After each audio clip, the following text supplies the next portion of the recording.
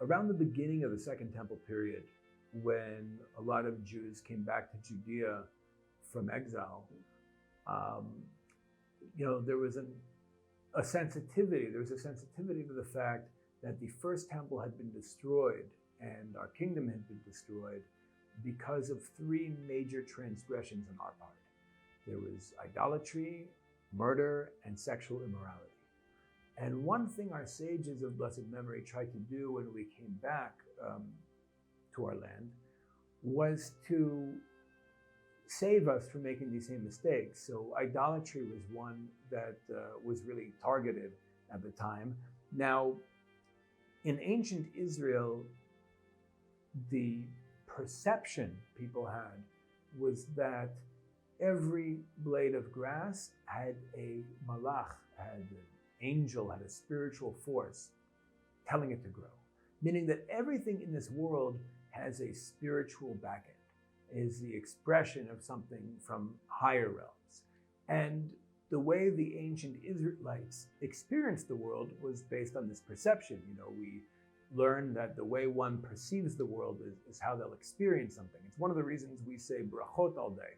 One of the reasons why I say Baruch Atah Hashem all day is because I'm reminding myself consciously that this timeless ultimate reality without end, Yud-Ke Vav-Ke, the Creator, is constantly present in my life. Baruch Atah Hashem. He's abundantly present in my life. And the more I perceive that, the more I'll experience that. So the ancient Israelites in the First Temple period perceived the world this way, experienced the world this way, and therefore were very much pulled towards connecting to the spiritual realm.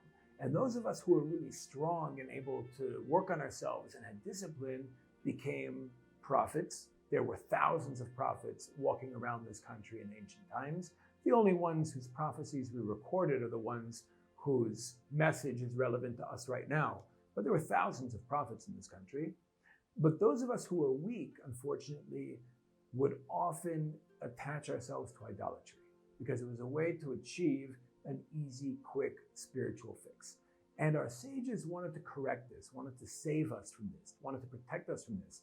So one of the things they did was they destroyed this impulse towards both idolatry and prophecy in order for us to be able to work on ourselves for a while and strengthen ourselves until we'd be ready to reconnect to this energy. Now, it's interesting that at this time in history, when we would say this perception left the world in Israel, a lot of other things happened too. Like, for example, the Greek world kind of transitioned from the age of mythology to an age of philosophy, and the Greek response to this different experience was to say, well, our ancestors who believed in all these gods were really just fools. And we're intelligent people, and we're going to recreate our perception of the world based on our intellect. That's what the philosophers did. Now, the Judeans did something different. We said our ancestors had a real experience that we're not having, but we're going to try to preserve that experience and eventually return to it. And if we want to understand this practically, the way today we might relate to a mezuzah or a Torah scroll or a pair of tefillin as like holy objects, right? Like if somebody were to, slam a Torah scroll on the ground in a synagogue, I would probably have a very strong reaction to that. I would be seeing something that was intrinsically holy being desecrated, being damaged. But that's the way we used to see everything. Trees, birds, the sun, the moon, the star. Like that's how we interacted with the world. And that it makes sense that would have pulled us towards idolatrous behavior if not properly given boundaries, and if we didn't have the proper discipline and the self-control that would allow us to channel that perception and that experience towards actual nevuah.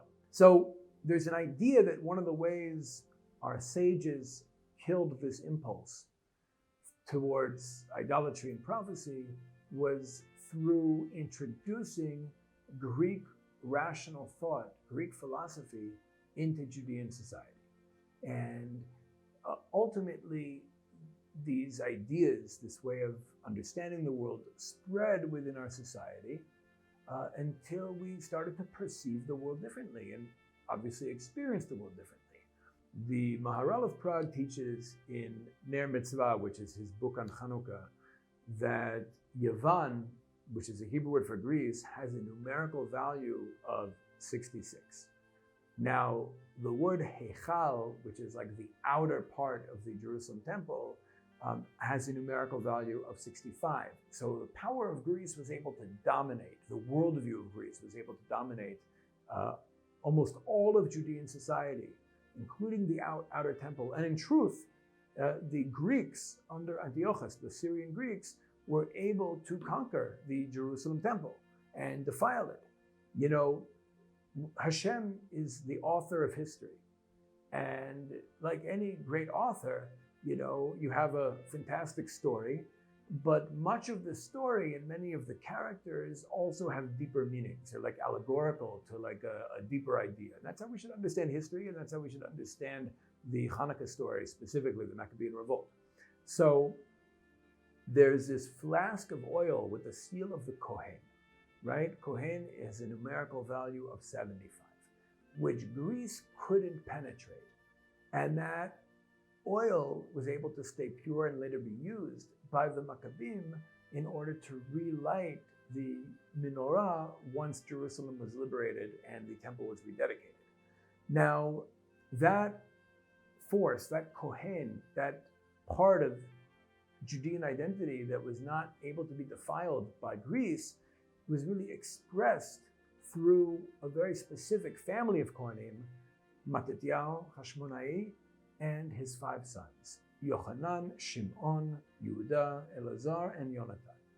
And these Kohanim represent that part of our identity that was undefiled by Hellenism, undefiled by the Greek worldview, and was able to push back ideologically and militarily, in order to liberate Judea both mentally, psychologically, and materially from Syrian Greek domination.